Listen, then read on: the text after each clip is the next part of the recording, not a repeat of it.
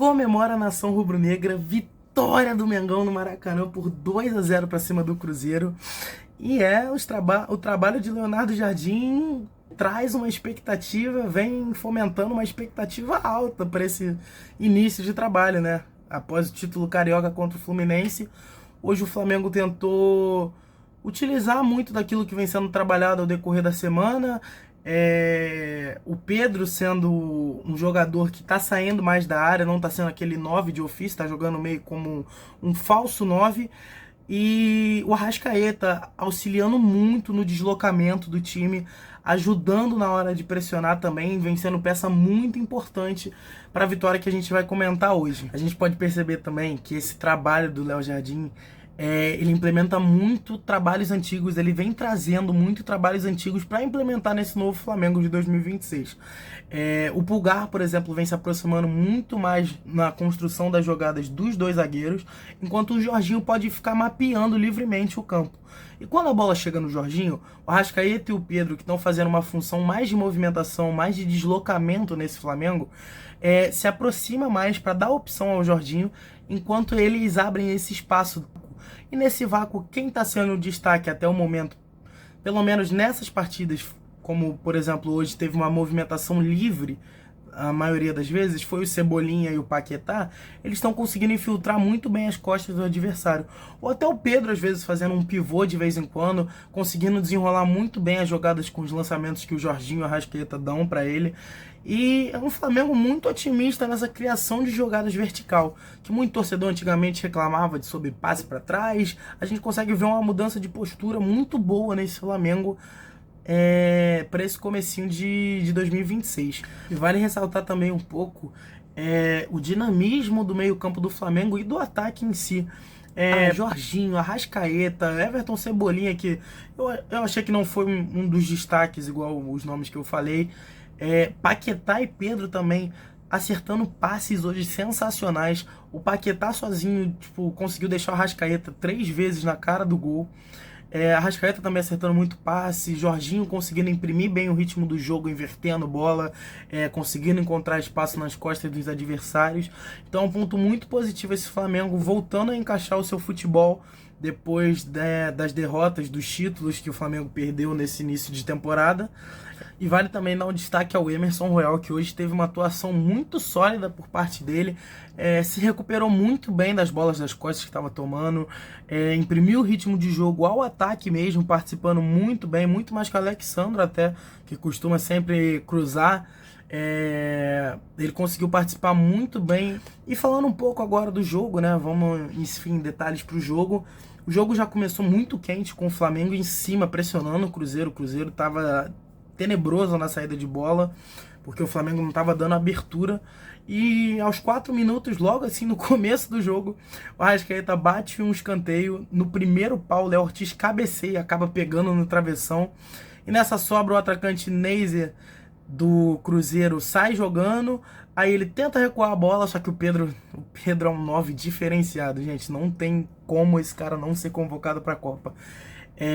Ele acaba sendo mais esperto do que o Neiser, intercepta o passe, faz um drible sensacional no Fabrício Bruno e numa sobra de bola ali em cima do Villalba, ele acaba conseguindo clarear e chutar e fazer o gol, abrir o placar aos 4 minutos de jogo já. Um detalhe muito interessante desse padrão novo da tática de Leonardo Jardim é a questão do bloco médio-baixo, mais ou menos, que ele utiliza. A formação do Flamengo na hora da pressão, ela está se utilizando de um 4-4-2, fazendo com que o Pedro e a Arrascaeta avancem, sejam os atacantes, entre aspas, que vão marcar a linha de quadro composta pelos meias e o Jorginho e o Pulgar. E na saída de bola do Cruzeiro, o Flamengo já implementou uma pressão para cima do Cruzeiro, que ficou apático depois do primeiro gol, ficou desnorteado no caso, só foi ganhar ritmo um pouco mais para frente do jogo. O Flamengo, naquela pressão que eu estava comentando um pouco antes do 4-4-2, com a Arrascaeta e o Pedro subindo, já partiu para cima para pressionar a saída de bola do Cruzeiro. E teve uma lambança ali do Fabrício Bruno e do Villalba e do Matheus Henrique, que o Arrascaeta acabou recuperando a bola muito fácil, consegue driblar o Cássio, só que num toquinho muito leve do Arrascaeta, o Fabrício Bruno acaba tirando a bola em cima da linha e impedindo o segundo gol do Flamengo, né? E Logo então o Flamengo foi imprimindo seu ritmo, pressionando, continuando, botar o Cruzeiro jogando para trás. E num desses lances que o Cruzeiro tentou atacar até, acho que foi junto do Gerson, né, que estava jogando contra o Emerson Royal, estava jogando no mesmo lado que ele. Ele conseguiu mandar para escanteio, se recuperou da bola nas costas, mandou para escanteio. Logo após esse escanteio, né, que o Cruzeiro hoje estava ganhando quase todas as bolas aéreas, né, com o Fabrício Bruno sempre conseguindo cabecear. Isso foi um ponto fraco, foi um ponto abaixo da defesa do Flamengo, que sempre nessa casquinha, assim, podemos dizer, né, no escanteio, o Fabrício Bruno estava dando um trabalhinho chato, tanto que conseguiu até ter chance clara de cabeceio para o gol, mas foi na direção do Rossi, nosso paredão conseguiu defender. Mas logo nesse escanteio, o Flamengo consegue afastar, né? E nesse afastamento sobra entre o Cebolinha e o Matheus Henrique, que tem uma confusão lá, foi uma disputa de bola muito conturbada. Os dois acabam meio que caindo, brigando assim, e na hora o juiz parou, né? Porque era o último homem e ele achou que tinha sido toque de mão do Matheus Henrique e já deu logo o cartão vermelho. Só que o VAR logo depois, obviamente, né? Revisão das imagens, viu que foi com o braço de apoio, não tinha o que o Matheus Henrique fazia, e retirou o cartão vermelho na hora. Isso aos 30 minutos, o que poderia influenciar muito na partida, né? Como eu tava falando um pouco também da defesa, né? Ressaltando o ponto positivo que foi o Emerson Royal, né? Esse reforço de 9 milhões que a torcida quer que corresponda, pega muito no pé dele, com razão, que vem trazendo atuações abaixo, assim, digamos. Vale ressaltar hoje o sistema defensivo do Flamengo meio displicente, no caso, né? Alexandro hoje estava bem abaixo do que ele costuma entregar, né? Costuma entregar atuações muito sólidas, hoje estava meio abaixo, parece que estava desgastado fisicamente, pelo que aparentou. Léo Pereira, displicentemente, logo no final do primeiro tempo, consegue fazer um carrinho absurdo na entrada da área, quase por pouco, né? Poderia chegar até ser pênalti, toma um amarelo muito desnecessário, sabendo que o Léo Ortiz estava ali na cobertura.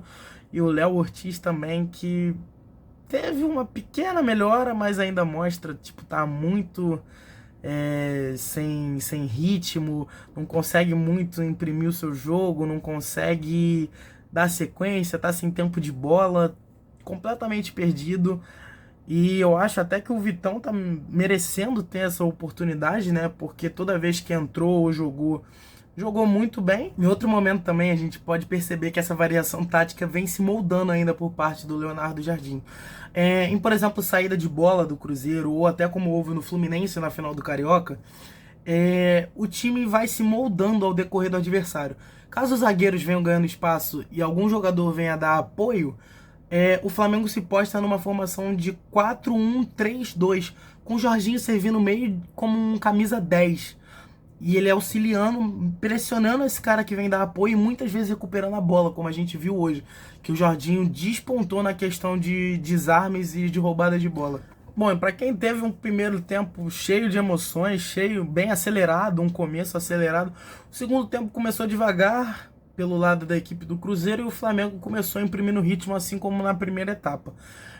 Logo aos 6 minutos, por volta dos 6 minutos, o Paquetá novamente achou mais uma bola pro Arrascaeta, infiltrando por cima nas costas da defesa, que fez um chutaço que o Cássio defendeu com uma mão só, apenas no reflexo, e ainda a bola bateu na trave. E logo após esse escanteio, assim como o Flamengo estava imprimindo um ritmo muito, muito sufocante pro Cruzeiro, igual na primeira etapa que eu falei, o Arrascaeta cobra o escanteio na área, a bola sobe e o Pulgar também consegue encaixar um chute perfeito. Só não foi perfeito porque o Cássio acabou defendendo novamente. Que partidaça fez o goleiro do Cruzeiro mesmo. Bom, e depois desse início sufocante de novo da segunda etapa do Flamengo, foi controlando um pouco o jogo. O Cruzeiro ainda estava meio apático, não tinha, parece que não tinha voltado para a segunda etapa. E aí o time do Flamengo foi começando sucessivamente a cansar, né? E aí teve a entrada do Samuel Lino no lugar de Cebolinha. E um pouco depois já teve a entrada do Carrascal no lugar do Paquetá e do Varelo no lugar do Emerson Royal, para dar um gás novo no time, né? E o Cruzeiro foi tentando implementar ataque atrás de ataque, uns ataques um pouco desesperados, tentando infiltrar muito a bola, só que a defesa conseguiu cortar muito bem, até uma falha bizonha do Alexandro, que como eu falei, fez uma partida abaixo hoje, comparado ao nível do Alexandro, que ele tá bem perto da bandeirinha de escanteio, perto da área do Flamengo, e ele dá um passe pro Léo Pereira, mas um passe bizonho também, que o Léo Pereira também ficou meio perdido, que o passe foi muito na fogueira. E aí o Chico da Costa, que tinha entrado, não começou a titular, mas tinha entrado no Cruzeiro, dá um passe para trás, o jogador do Cruzeiro acaba se atrapalhando, que vem receber, não consegue chutar e acaba trabalhando o ataque. Nessa que foi uma das melhores jogadas desse segundo tempo, pouco movimentado por parte das duas equipes. E, consequente, o Cruzeiro foi tentando atacar, foi abrindo espaços.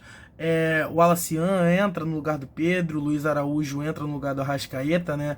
E o Carrascal vem fazendo uma função de meia, o armador que ele sempre vem cumprindo quando o Arrascaeta não está disponível. E nisso que o Cruzeiro foi se abrindo numa jogada que também, outro erro por parte do Cruzeiro. Samuel Lino consegue ver o Carrascal entrando em profundidade depois de roubar a bola, ver quase que o Fabrício Bruno vendido no lance. Empurra a bola pro Carrascal, que sai na cara do gol com um pouco da marcação atrás e só dá um totozinho de cavadinha para encobrir o Matheus Cunha, né, que substituiu o Cássio, que o Cássio acabou se machucando, sentindo um pouco o ombro esquerdo depois de uma queda na hora de uma defesa.